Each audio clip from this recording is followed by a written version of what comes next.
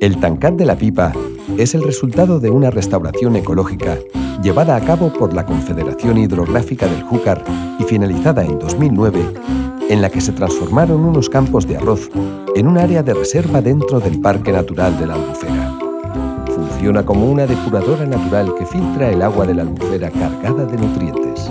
Las plantas y la gran diversidad de invertebrados son capaces de mejorar la calidad del agua que entra al sistema hasta un 50%. Supone un gran refugio de biodiversidad para la Albufera.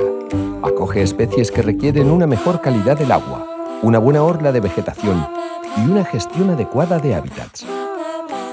En familia, con amigos, amigas o con tu centro educativo, participa y disfruta de visitas guiadas, voluntariados, actividades de ciencia ciudadana y de todo tipo en un lugar privilegiado en el corazón del Parque Natural de la Albufera.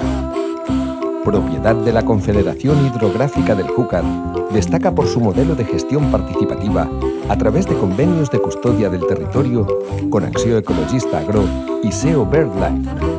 Cuenta con el apoyo del Ayuntamiento de Valencia. Puedes venir por carretera en tu coche, en el 25 de la EMT o en bus escolar, y en barca, a pie o en bicicleta. Recuerda que todas las visitas son concertadas. Infórmate en la web.